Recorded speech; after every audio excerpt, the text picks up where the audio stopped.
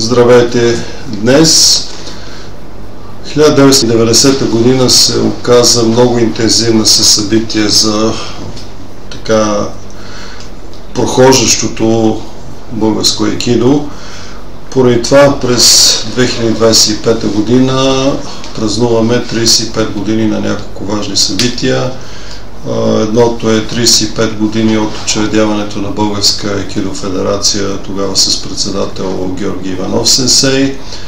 В същото време България дойде Джордж Колиополос от Гърция, който тогава беше трети дан. Благодарение на него България бе посетена от първия японски шихан Тойода сенсей през ноември месец.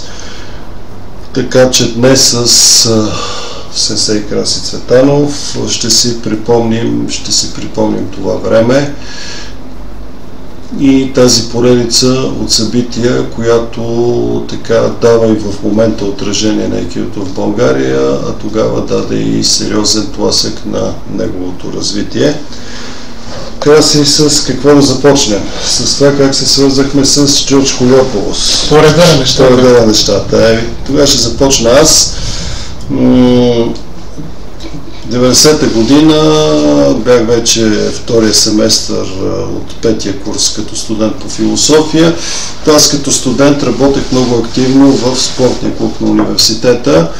Естествено, там всички знаеха, че се занимавам с айкидо. Вече преди втора година или трета бяхме учредили така наречения Будо клуб, който пък беше специализиран в заниманията с бойни изкуства в Софийския университет.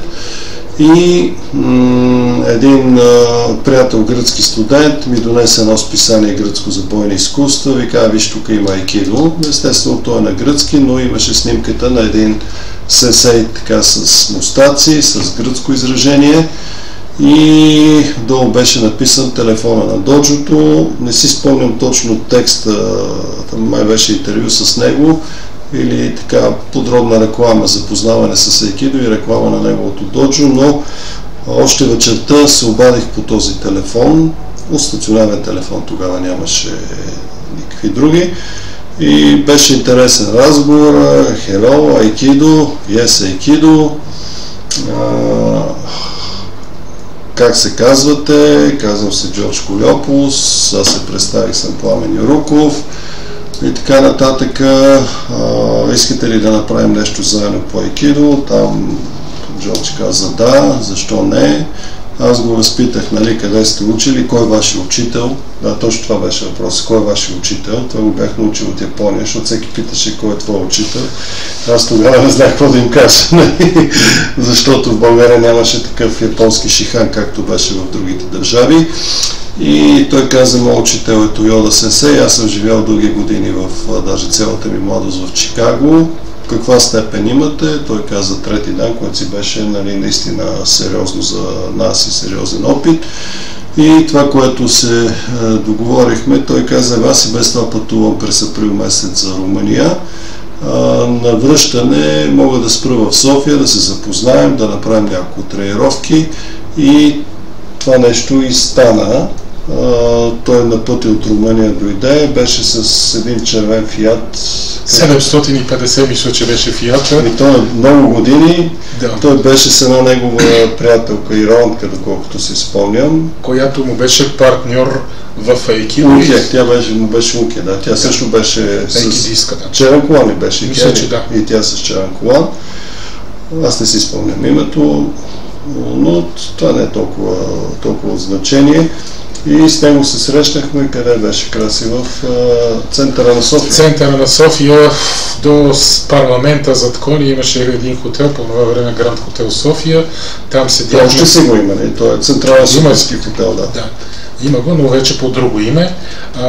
Седяхме и чакахме и по едно време излезна, както казваш ти, един мустакат човек, нали, заедно с неговата приятелка, пихме по едно кафе, поговорихме, запознахме се с него, той остана, това е между 9 и 11 април, като дати. Нали? Тоест на самия 9 може би е било среща. Вероятно, да. Той остана няколко дена, направи първите тренировки, видя всъщност нашето ниво, покани ни в неговото доджо. Всички искаха да отидат в неговото доджо, нали? Но той го направи от гостоприемство и така ние започнахме да държиме контакта с него. Малко по-късно, по негова покана, ние отидахме в Атина на един семинар с един от учениците на Фумио Тойода сенсей, Джон Наза сенсей, който всъщност провеждаше там семинар. Може би трябва да разкажем за нашите премеждия по времето. Беше защото да има визии. Тогава не беше като сега. Всъщност Джордж сенсей трябваше да отиде до полицията, да знае нашите имена и точни данни, да извади едно писмо, в което да каже: аз се гарантирам за тези хора, ще има къде да спят, ще има какво да ядат. В полицията го подпечатваха и той ни го изпращаше, с което писмо ние вече отивахме в гръцкото посолство, което не даваше визи. Беше много трудно с фирми, с 2-3 дена чакане и така нататък. Се събирахме, накрая получавахме заветната виза, че можем да излезнем. Да. И тогава си купихме билети за влака, нямаше изобщо пари, не мислехме за самолети, натоварихме багажа, нали, оръжията, всичко и тръгнахме към Атина. Оръжия, букен и джо, да. За друго нещо. Да. До оръжията, да. Мисля, че имаше двама дядовци в купето, които бяха с едни големи багажи. После се оказа май, че те са евреи. Когато стигнахме на границата, дойде митническата проверка и каза: багажа долу. И вие слизите също. И ни свалиха на границата, нали? Трябваше да отидем при шефа на гранична полиция. 1 километър с багаж. Да, с чантите, с всичко и така нататък. И имаше голяма вероятност да не ни пуснат. Когато беше пари има, няма... Положението бе, пари нямаше, защото по това време никой не можеше да има чужди пари и така нататък. Имаше минимални, имахме там. Мисля, че имаше 20 марки. Малко повече, не? Както е, тогава такива бяха времена. Но когато разглеждаше шефа на полицията на граничната контрол, разглеждаше твоя паспорт, видя твоята виза от Япония и каза: ти каза, аз тренирам айкидо, и той каза: аз тренирам таеквондо. И се стана един приятелски разговор, в резултат на което той каза: бързо взимайте багажа, че влакът тръгва, и ние трябваше да изтичаме едно 200-300 метра, за да успеем да се качиме на влака, и така благополучно стигнахме до Атина. Имаше голям шанс да не стигнем, но вероятно съдбата се е намесила. И там беше много приятен семинар. Ние спяхме в самото доджо. Самото доджо спяхме. В доджото освен нас беше и самия майстор, който ще да води, Джон Наза сенсей. И то беше в отделна стаичка. Ние имаше сенсейската стаичка, ние спяхме на татамито, което е нещо нормално за семинарите, нали? Да. Но благодарение на това ние имахме възможността да контактуваме много с него и да научим много. Той ни учеше на кътите с Джо, с Букен. И Джон Наза и Джо. Да, обърнаха ни специално внимание, ние бяхме като специални гости на семинара. По това време на този семинар всъщност Джордж Кориопулос казаш свобода на нашия сенсей, но мисля, че там вече ти трябва да разкажеш. Преди това, то даже имаме и снимка от тогава, когато тримата летиме във въздуха. Снимката има, да. И тогава все пак гръцките, той беше трети дан, но гръцките му студенти бяха по-начинаещи от нас. Нямаше нито един от неговите студенти, който да беше с хакама. Да. Единствените с хаками бяхме ние тримата, то се вижда на снимката. Линда, приятелката на Джордж и Джон Маз. И това, което един от много симпатични хора бяха неговите гръцки студенти, ученици. Той един каза, аз направо, бях толкова чуден от вас и приятно изненада, викам: добре, вие направо летяхте.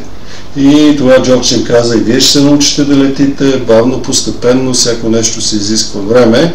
И наистина ние тогава говорехме, основната ни тема беше да успеем да поканим Тойода сенсей да дойде в България. И Джордж каза един следобед беше, не беше вечерта, беше след обяд, сега ще му се обадя, 7 часа разлика има, така че той му се обади по телефона, говори така и каза: Пламен, ето да се чуеш и ти. Аз взех телефонната слушалка, една голяма такава, това беше такъв, тия старите големи апарати с шайбите, И нали, здравейте, Тойода Сенсей, така, той каза здравей, много ми е приятно, за нас е така голяма чест и ще се чувстваме прекрасно, ако ви успеете да дойдете в България, да направим един семинар. Той каза да, може да го направи. Планирам пътуване до Европа. Той имаше ли други посещения в Европа тогава? Това не си го спомням, но и каза само да видя, октомври или ноември месец може да стане. И така той прие ноември месец да направим от 1 до 4 да се проведе този семинар. Ние бяхме толкова щастливи, като затворих слушалката, подскочихме като победители и вдигнахме ръце нагоре и започнахме да подготвяме семинара. Като междувременно, това виж колко интензивно сме ги правили, значи може би месец и половина след семинара в Гърция, на който бяхме, ние направихме един семинар лагер извън София в Копривщица. Знаеш ли защо го направихме? Спомняш ли си в Копривщица? Не, аз не си. Като 5 годишен студент по философия, задължително имахме учителски стаж по обществознание, мисля, че беше тогава, или общество и право. Общество и право ли се казваше. И тогава учениците ми ме подведоха да им бъда учител, който да отговаря за тях по време на една екскурзия в Копривщица. И тогава видях, нали, красивото училище, града, попитах директора, тук можем ли да направим някакво събитие, тренировки по айкидо, те се съгласиха хората веднага, хотела не беше скъп, макар че за времето си беше много хубав, пак в същия така възрожденски стил.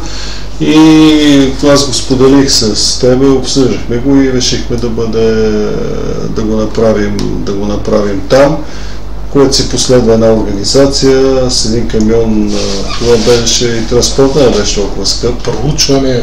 Тогава нищо не беше скъп, но нямаше много неща.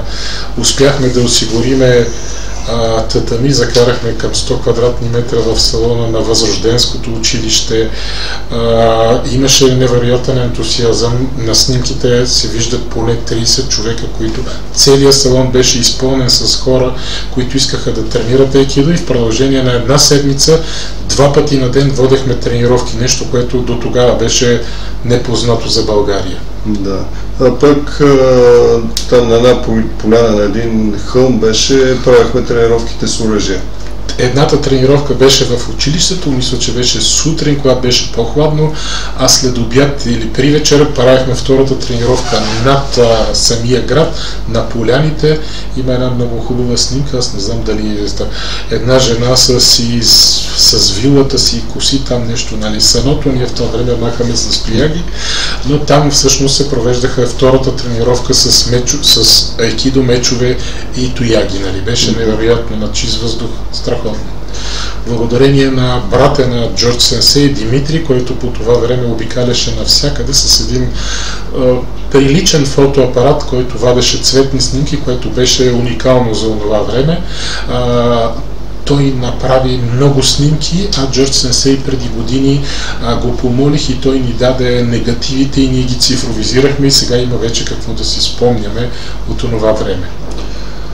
След този семинар трябваше да се подготвим за събитието, за семинара с Тойода Сенсей. Той си мина съвсем нормално, посрещнахме го, настанихме го в хотела на ЦСК, който беше близо до залата, в залите по броя на ЦСК.